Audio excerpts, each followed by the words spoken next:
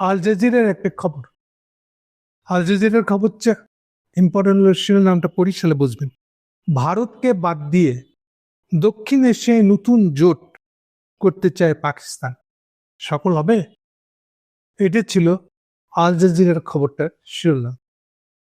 সেদিকে সবার আগে প্রায় এক সপ্তাহ 5 দিন, এক সপ্তাহ হয়ে গেল, প্রথম এটা অনুবাদ করে ছাপে প্রথম আলো। পরবর্তীকালে গতকালকে অন্তত আরো 4-5টা বাংলাদেশের পত্রিকা সবাই একটা করে ছাপছে। সমকাল তো এক কাটি সরেস এক্সপ্লেনার, ব্যাখ্যাকারী বলে সে ওইটা ছাপছে। মানে এটা একটা হট কেক হয়ে গেছে যেন, বা হটকেক না হলেও হটকেক বানাই থাকে, হচ্ছে তাদের প্ল্যান। খুব জোরদার ইস্যু নামের দিক থেকে, তাই না? মজার কথাটা হলো, এই বিষয়ে আলোচনাটা যে হয়েছে এটা কিন্তু 2-4 সপ্তাহ তো বটেই। ইশাক দার, পাকিস্তানের এক খুব গুরুত্বপূর্ণ মন্ত্রী, উনি যখন আসছিলেন বাংলাদেশে সেই সময় তৈরি সাহেবের সাথে আলোচনায় যে কথা হয়েছে ওটা হচ্ছে রেফারেন্স, কিন্তু সেই সাথে নতুন কিছু কথা আছে। ইদানিং পাকিস্তানের নিজেদের ভিতরে নালাপ হচ্ছে, তারা এটা করতে চায়, ফলে ওটা একটা উৎস। আসলে আমাদের মনে রাখতে হবে, এর আগে ঠিক একই ধরনের একটা রিপোর্ট, কেন রিপোর্টটা হয়েছিল তাও বলে দিই। রিপোর্টের পিছনে যা ছিল তার সত্য। রিপোর্টটা হয়েছিল এই জন্য যে পাকিস্তান, চীন আর বাংলাদেশ এই 3 পররাষ্ট্রমন্ত্রীর একটা বৈঠক থেকে বলা হয়েছিল যে 3 দেশীয় একটা জোট বা অ্যালায়েন্স বা কোনো একটা বক্তব্য, কোনো একটা কাজের কিছু একটা করা যায় কিনা। আর আপনারা জানেন যে ইউনিসেফ ক্ষমতা আসার পর থেকে সার্ক সার্ক সার্ক আবার চালু করতে হবে। ইউনিসেফ বহুবার এটা নিয়ে কথা বলছে।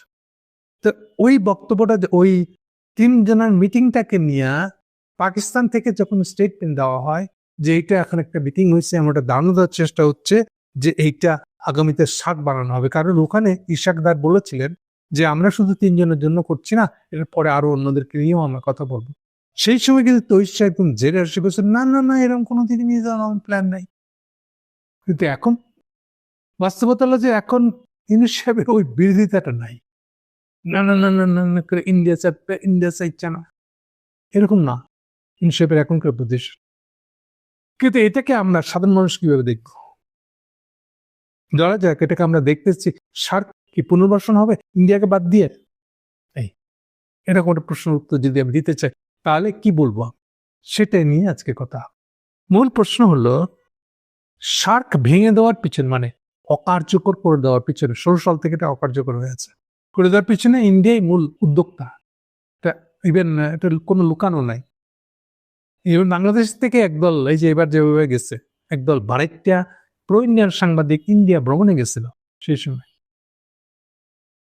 তাদেরকে ডেকে নিয়ে তাদেরকে দেখা করছিল পিনাক রঞ্জন চক্রবর্তী। এই যে 111 সময় যে বাংলাদেশে ইন্ডিয়ান রাষ্ট্রদূত ছিল, সেই বেটা এখন ORF নামে একটা ঠিক আছে, ওটার কুতুব একটা ফেলো। তো তার সাথে দেখা করতে গেছিল সাংবাদিকটা, বুঝেনি বা ওইখানে সে বলে দিয়ে যাচ্ছে স্পষ্ট করে, সার্ক ভুলে যান, সার্ক আর আসবে না বলে সে দাবি করেছিল। এই যে বিমস্টেক বলে যে থাইল্যান্ড কেন্দ্রিক আর একটা জোট, যেখানে আমার পাকিস্তান নেই, বাকি সবাই আছে, অন্য আরো 2-1 আছে, যেমন থাইল্যান্ড আছে, তো বিমস্টেক হইলো এটা বিকল্প, এরকম বক্তব্য উনি দিয়েছিলেন। সুবিধা হলো ইন্ডিয়ানদের যে উনি তো সরকারি কর্মচারী না তখন, মানে এখনো, যে উনি তো ওআরএফ সরকারি প্রতিষ্ঠান না, বাট বেসরকারি থিঙ্ক ট্যাঙ্ক বা সরকারি দ্বারা পরিচালিত, সরকারের নীতিগত ধারণার মধ্যে থেকে কাজ করা একটা সংগঠন। আর বেসিক্যালি আসলে উনি ওখানে চাকরি করেও রয়ের লোক হিসেবে কাজ করে।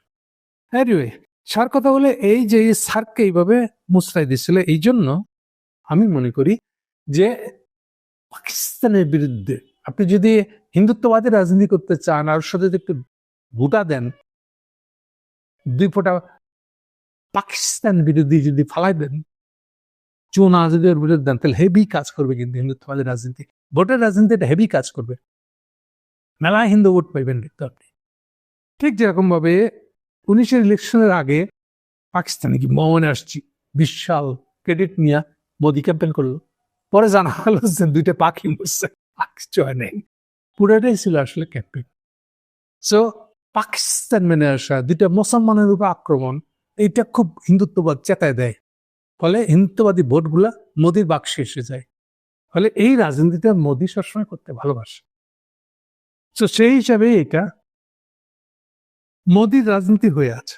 এই জন্যই সে পাকিস্তানের সাথে সম্পর্ক না, পাকিস্তান মানে মুসলমানদের প্রতীক হইল পাকিস্তান। ফলে পাকিস্তানের বিরোধিতা করা মানে এবার ভোটের আগে সব ভোটগুলা হিন্দুত্ববাদী ভোট হিসেবে কংগ্রেস পাবে না, অন্য কেউ পাবে না, সব মোদির বাক্সে ঢুকবে, বিজেপির বাক্সে ঢুকবে। এই হচ্ছে মোদির প্ল্যান। সো এইটাকে কেন্দ্র করে সে সারাক্ষণ পাকিস্তান বিরোধী একটা ইয়ে জারি রাখে। সে এটা তার আভ্যন্তরীণ রাজনীতি ঠিক করতে খুব কাজে লাগে। সেম এই ইস্যুতে ইনুস সাহেব স্যার কেন বন্ধ হয়েছে সেগুলো দিয়ে কোনো খবর না রেখে উনি ওনার বান্দা দিয়ে কন্টিনিউয়াস ভাবে চলতেছিলেন। স্যারকে আবার জায়গায় কি হবে, যত পাকিস্তানের সাথে কথা হচ্ছিল তার ততই ওই প্রত্যেকটা সবাই উনি বলতেছিলেন সার্ক জাগাইতে হবে, ফরগেটিং যে সার্ক বন্ধ হয়েছিল ইন্ডিয়া কেন বন্ধ করেছিল, কারণটা কি। এইবার এইটাই ক্রমশ এইবার আসেন পাকিস্তানের যে উৎসাহটা এমন জায়গায় চলে গেছে এখন যে এখন ইউনূস সাহেব অনেকটা মত বদলাইছে, কিন্তু নতুন কিছু ফেনোমেনা তৈরি হয়েছে যেইটা আবার আমাদের এখানে সাধারণ মানুষের ভিতরে আসে নাই। জেনারেলি বললে পাকিস্তান এরকম করতে চাচ্ছে, যেমন পাকিস্তান পেঁয়াজ নিয়ে ডাট মারতেছে, আমরা পাকিস্তান থেকে পেঁয়াজ এনে মুখে মেরে দিছি। এখন এই যে 5 টাকা কেজি পেঁয়াজ বেচতে হয়েছে বড় এলাকায়, এই 5 টাকা কেজি পেঁয়াজ বিক্রি হচ্ছে। শুধু তাই না, কলকাতার পেঁয়াজ আলারা পেঁয়াজের একটা জানাজা দিয়ে বানাইছে, লাশের জানাজা মানে খাট মৃত লাশ হিসেবে খাটে দিয়ে যায়, সেটা পেঁয়াজ দিয়ে বানাইছে, দিয়ে পেঁয়াজের ইয়ে দিবে, পেঁয়াজ পুরাইব মানে সৎকার আর কি, মারা গেছে পেঁয়াজ। এই ধরনের ঠাট্টা বানায় তারা নিয়ে গিয়ে পেঁয়াজের পুড়াইছে। মানে হিন্দুদের জানেন তো আপনারা যে লাশ পোড়ায়, তো পেঁয়াজের লাশ পুড়ে দিচ্ছে, এরকম ঠাট্টাও তারা হচ্ছে। এখন অবস্থাটা এরকম। ওকে, তাহলে আমি আসলে বলতে চাই কি, নতুন ঘটনাটাই বা কি হচ্ছে আসলে। প্রথম কথা আমি বলে দিই, পাকিস্তানের সাথে বাণিজ্যিক সম্পর্ক, বাণিজ্যিক জোট ইভেন নো প্রবলেম, সেটাকে সার্ক নাম দিয়ে করেন, নয়া সার্ক নাম দিয়ে কি নাম দিবেন এটা ইম্পর্টেন্ট না, বাণিজ্যিক জোট যদি বাড়াতে নো প্রবলেম। কিন্তু এটার ভিতরে আবার ওদের উস্কানি আছে, পাকিস্তানিরা খুব উৎসাহ, এটাকে আরো বড় কিছু একটা করে ইন্ডিয়া বিরোধী বড় কিছু একটা মানে সব ওদের স্ট্র্যাটেজিক জোটের দিকে যাবে। আমার সতর্কতা আপনাদেরকে সেদিকতে নিয়ে, আমার দর্শক শ্রোতারা এই দিকটা একটু মনোযোগ দিবেন আলাদা করে। বাণিজ্যিক জোট নো প্রবলেম, পরিষ্কার করে বলতেছি, কিন্তু কোন স্ট্র্যাটেজিক জোট প্রবলেমেটিক পাকিস্তানের সাথে। কেন? না, পাকিস্তানের সাথে কেন জোট করবেন না? আপনি কি তলায় ইন্ডিয়ার লাগে খাতির করে? অনেকের মনে প্রশ্ন আসবে, প্রশ্ন আঁকেন, আগে উত্তরটাই শুনে না, তাহলে বুঝবেন। পাকিস্তান আর আগের পাকিস্তান নাই। আবার হোয়াট ইজ এক্সট্রা হলো এখনকার পাকিস্তান মানে ওদের আর্মি চিফ মুনিরের পাকিস্তান। আপনারা কেউ ফলো করেছেন? এটা মুনিরের শাসন শুরু হয়েছে বলে পত্রিকা রিপোর্ট হয়েছে। পাকিস্তানের ইমরান খানকে জেলখানায় মেরে ফেলা হয়েছে বলে কিছুদিন আগে প্রচন্ড হয়েছে উঠেছে, কারণ তার আত্মীয় স্বজনদেরকে জেলখানায় দেখতে দেওয়া হচ্ছিল। তাহলে এই যে মুনির মডেল বলে আওয়াজটা উঠেছে, এটা কেন? এটা আমার দুই পরতে মানে দুইটা স্তরে বেশি আলাপ করতে। প্রথম সমস্যা হলো মুনিরকে ডেকে নিয়েছেন আসলে ট্রাম্প, একদম ডাইরেক্ট আর্মি চিফকে ডেকে নিয়ে যাচ্ছে ট্রাম্প, প্রোটোকলে মিলে না। আপনি সাথে করে অন্তত প্রধানমন্ত্রীকে নিয়ে যান, যে ঠিক আছে তার সাথে আলাপ না, ট্রাম্পই নিজে দাওয়াত দিয়ে নিয়ে যাইতেছে। মানে মুনির আমেরিকা গিয়ে পেন্টাগনের সাথে আলাপ করে আসলো, যে সৌজন্য সাক্ষাৎ হিসেবে ট্রাম্পের সাথে একটা দেখা করছে, এটুকু এক জিনিস, এটা হলো নর্মাল প্রোটোকলের ভিতরে পড়ে। কিন্তু উনি যখন ট্রাম্পের দাওয়াতে আর্মি চিফ যাচ্ছে, এটা একটু টু মাচ হয়ে গেছে। কিন্তু এভাবে গেছে কেন গেছে? ট্রাম্পের প্রথম ইন্টারেস্ট ছিল যে আমি ইন্ডিয়া পাকিস্তান যুদ্ধ থামাই দিচ্ছি, তুমি এটা বেশি করে বলো, যাতে আমি একটা নোবেল প্রাইজ পাই।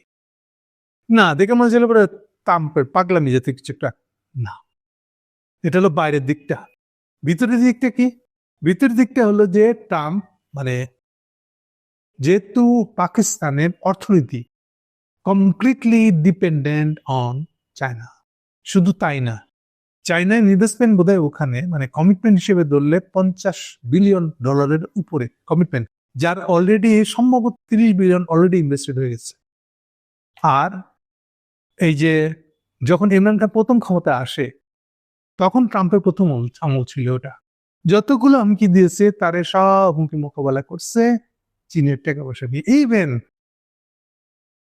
ট্রাম্প একের পররাষ্ট্রমন্ত্রী যখন হুমকি দিতে চাই তোমরা আমাদের টাকা নিয়ে চীনের কিস্তি পরিশোধ করতেছ, তো দেখা গেল যে চীনের কিস্তি 23 সালের আগে পরিশোধ করার কোনো ডিউ ডেটই হয় নাই, প্রথম কিস্তিটাই 23 সালে।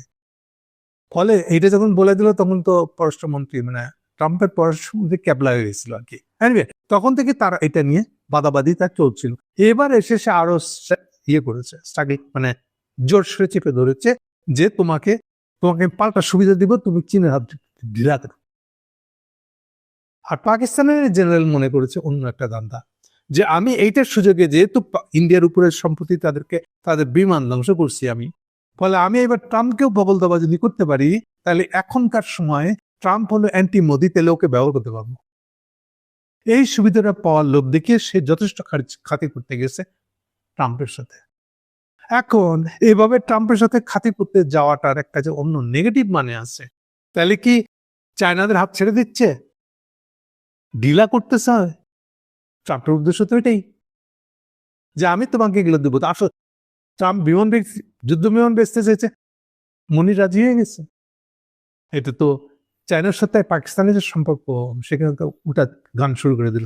অ্যাকচুয়ালি এগুলোর পিছনে কি আছে ট্রাম্পের? শুধু তো চীনের কাছ থেকে ছুটে আনতে হবে কি না, আরো লম্বা প্ল্যান আছে ট্রাম্পের লম্বা প্ল্যানের দিকটা হলো যে একটা তো গেল যে চাইনিজদের ডিপেন্ডেন্স যতটা কমানো যায় পুরা বলা দেওয়া যায়, প্লাস অ্যাকচুয়াল প্ল্যান আছে সেটা এটা বলতে একটু সময় লাগবে, আমার একটু ধৈর্য ধরে শুনবেন। বলা হয় পাকিস্তানের রাজনীতি কন্ট্রোল করে তাদের সেনাবাহিনী, আর সেনাবাহিনীর পিছনে আছে আমেরিকাদের সমর্থনের কারণে এটা হয়েছে। এমনিতে কোল্ড ওয়ারের সময় অর্থাৎ 91 পর্যন্ত এটা দুনিয়ার নিয়ম ছিল যে আমেরিকানরা সব জায়গায় হেরে যেত আমাদের মতন দেশগুলোতে, মানে আমাদের মতন দেশগুলোতে আইয়ুব খান প্রেসিডেন্ট ছিল। এটার কারণে আমেরিকানদের নীতির কারণে তারা অলওয়েজ সোভিয়েত ইউনিয়নের কাছে হেরে যাওয়ার পরে ওখানে মার্শাল দিয়ে দেশ শাসন করতো।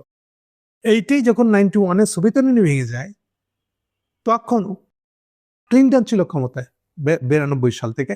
ক্লিন্টন একটা নতুন পলিসি তৈরি করে যে আমি এই পার্মানেন্টলি আর্মি দিয়ে চালানোর ব্যাপারটা আমরা অন্তত প্রত্যাহার করব, আমরা ডাইরেক্টলি আর আর্মি দিয়ে পাকিস্তান চালাবো না, আমেরিকান রাজনৈতিক তৎপরতা সংসদ এগুলোকে ফাংশনাল করবো আমরা। কিন্তু এইটা করতে পারা যায় না নানান কারণে। এর পিছনে একটা বড় কারণ ইন্ডিয়া আবার, আর এই নওয়াজ শরীফের ধান্দাবাজ ব্যবসায়ী বেক্কু, শুধু ব্যবসায়ী সমস্যা না, বেক্কু ও গিয়ে পড়ছে ইন্ডিয়ানদের পাল্লায়। ইন্ডিয়ানকে বুঝাচ্ছে তোমার আর্মিকে একটা ভালো মতন কোপাও, কোণঠাসা করো এই সুযোগে, এই ক্লিন্টনের কাঁধে চড়ে ও সেই কাজ করতে যাওয়ার পরে আমাদের মোশাররফের ক্ষমতাটা 1999 সালে উঠে পারে, ফলে এটাও ঠিক মতন কাজ করতে পারে নাই। কিন্তু আমেরিকানরা পরে কম্প্রোমাইজ করে মোশাররফের সাথে যখন 9/11 ঘটে যায়। গল্প ছোট করে বলতে যাচ্ছে, কিন্তু তারপর থেকে আর্মির উপর ডিপেন্ডেন্সি ছাড়া আমেরিকানরা কাজ করতে পারে না। এটা সবসময় সত্য ছিল খালি মাদারের সময়টা যখন ইমরান খান ক্ষমতায় ছিল। বাট ইমরান খানকেও যেহেতু আর্মির সমর্থন করছিল ফলে ইমরান খান ক্ষমতা আসতে পারছিল, ফলে আর্মির যে ইন্টারভেনশনের যে সুযোগটা এইটা তৈরি সবসময় হয়েছিল, এমনকি আমেরিকানদের হাত থেকে একটু ছুটে যাওয়ার সময় হলেও। এই জিনিসটা আবার ফ্রি আনতে চাচ্ছে মুনির এবং ট্রাম্পের সহযোগিতা, এর হচ্ছে মূল কাণ্ড। এই জন্যই মুনির মডেল বলে আলাপটা উঠতেছে। তাহলে এমন একটা পাকিস্তান, এখনকার পাকিস্তান স্ট্র্যাটেজিক দিক থেকে দেখলে আমরা ট্রাম্পের দায়িত্ব নিতে হবে আমাদেরকে। এটা হচ্ছে মেন পয়েন্ট আমার। এই জন্য বলছি যদি এই পাকিস্তান যদি আমাদের সাথে বিজনেস রিলেশন থাকতে ওকে, কিন্তু যদি স্ট্র্যাটেজিক সম্পর্ক করতে চায় নো। নেপথ্যে একটা কারণ বলে রাখি, এটা নেপথ্যের গল্প নেপথ্যের থাকবে, কোথাও রিপোর্ট হয় নাই। আমি আপনাদের নিশ্চিত করতেছি অলরেডি চীনরা এই নিয়ে মোচড়ামুচড়ি আপত্তি পাকিস্তানের কাছে জানিয়েছে, এবং এখনকার চায়নার গুড বুকে অন্তত মুনির নাই। আমি আবার বলতেছি সেনাপ্রধান চায়নার গুড বুকে নাই। শাহবাজ শরীফ সরকারটা থাকতে পারে, মুনির বেরিয়ে গেছে এখান থেকে, সেই অবস্থায় নাই। কিন্তু মুনির আছে, মুনির দান দেয় যে আমি যদি হোল পাকিস্তানের রাজনীতির আবার আমেরিকান সমর্থনে ফেরত পাই, এটা আমার জন্য বিশাল। এই জন্য মুনির মডেল। তো এই অবস্থায় আমাদের উচিত, বাংলাদেশের উচিত হবে একটু দূরে থাকা। এটা মুনির মতন ঠিক করুক, আমেরিকার কাছে কতটা যাবে, চীনের কাছে কতটা যাবে, এই ভারসাম্য কি করে রক্ষা করবে, এটা পাকিস্তান ঠিক করুক। এটার ভিতরে আমাদের জানানোর কিছু নাই। আমরা কেমন বলতে যাচ্ছি বাণিজ্যিক সম্পর্ক আমরা রাখবো, বাণিজ্যিক জোটও যদি হয় নো প্রবলেম, কিন্তু বাণিজ্যিক জোট হতে হবে, কোনো স্ট্র্যাটেজিক জোট না। আরেকটা কথা বলে রেখে দিই, খুব ইম্পর্টেন্ট কথা, সবাই কিন্তু এই খবরটা বানাইছে যে কারণে, সেটা হলো আল জাজিরা হেডলাইনের ভিতরে একটা গন্ডগোল আছে। ভারতকে বাদ দিয়ে কি করা যাবে না করা যাবে না, এই যে ভারতকে বাদ দিয়ে এইটাকে সবাই ফোকাস করতেছে। পাকিস্তানে যে আমেরিকার দিকে চলে যেতে যাচ্ছে এই মুরেন মডেল দিয়া, ওটাকে সবাই, ওটা যে মেইন প্রবলেম আমাদের কনসিডারেশনের, আমরা কি বিবেচনা করে এই সম্পর্কে সিদ্ধান্ত নিব। ভারত ছাড়তে পারছে এই বলে খুশিতে, নাকি পাকিস্তান এটা মুনির মডেলের দিকে চলে যাচ্ছে, ট্রাম্পের সাথে ওখানে তার খাতির হচ্ছে, ওটার ব্যাপারে আমাদের পজিশন নিতে হবে। এটা বেশি ইম্পর্টেন্ট না, মানে ভারতের বিরুদ্ধে হতে পারছি এটা বেশি ইম্পর্টেন্ট। ভারতের বিরুদ্ধে অলরেডি হয়ে গেছি, আমরা পেঁয়াজ কেনা নিয়ে দেখাই দিচ্ছি না যে ইন্ডিয়া কি করে গালে থাপ্পড় মেরে দিতে হয়। সো এই দিকটা যেন আমাদের খেয়াল থাকে। সো আল জাজিরার খবরটার মধ্যে ওই যে ভারতকে বাদ দিয়ে বলার কারণে জিনিসটা অন্যদিকে চলে গেছে, আমরা যেন অন্যদিকে না যাই, এটাই বলার আমার উদ্দেশ্য। আর সবার শেষে কথাটা, সব সাবধানের কথাটা বলে দিই, এই মেসেজটা কতটা ইউনূস সাহেবের কাছে আসছে যে নিজেকে মনে করে আমি তো এলাম আমেরিকানদের তাও, আমেরিকার স্বার্থ দেখাটাই তো আমার কাজ, সাথে তো খলিল সাহেব আরো বেশি করে। ওদের কাছে এই মেসেজটা কতটা আসছে আমি শিওর না। এখন ওরা যদি এইটাতে জানি না আরো বেশি করে এখন ঝাঁপাই পড়ে পাকিস্তানের সাথেই সম্পর্ক করতে হবে, স্ট্র্যাটেজিক সম্পর্ক করতে হবে, তাহলে বুঝতেছেন কোন জামালায় পড়বো আমরা। তাহলে সম্ভবত এর ছাপ পড়বে আমাদের সাথে চীনের সম্পর্কে। সো বি অ্যাওয়ার, সাবধান থাকে, বাণিজ্যিক সম্পর্ক পর্যন্ত রাখেন। এরপরে পাকিস্তান কি করবে, এটা পাকিস্তানকে এটা সেটেল হইতে দেন, একটা জায়গায় গিয়ে থামুক, তারপরে অন্য জিনিসগুলো ভেবে দেখবো আমরা। তো কনক্লুশন টেনে দিই আমি, পাকিস্তানের সাথে বাণিজ্যিক সম্পর্ক ওকে, নো প্রবলেম, বাণিজ্যিক জোট হবে, তাতেও কোনো সমস্যা নাই। বায়োলেটারাল বাণিজ্যিক সম্পর্ক হবে, খুবই আগ্রহী আমরা। অন্য আর যা সম্পর্ক হয়, পাকিস্তানে বিনিয়োগ, পাকিস্তানে আমাদের জিনিস কিনা, আমরা পাকিস্তানের জিনিস কিনা, তারা আমাদের থেকে না, ওরা বিনিয়োগ করতে আসলে বা আমাদেরকে বিনিয়োগ করতে দিলে ওকে। কিন্তু স্ট্র্যাটেজি সম্পর্কে যাওয়ার বেলা একটু পজ দিতে হবে, একটু থমকে দাঁড়াতে হবে আমাদেরকে। এটা হচ্ছে আমার কথা, সার কথা।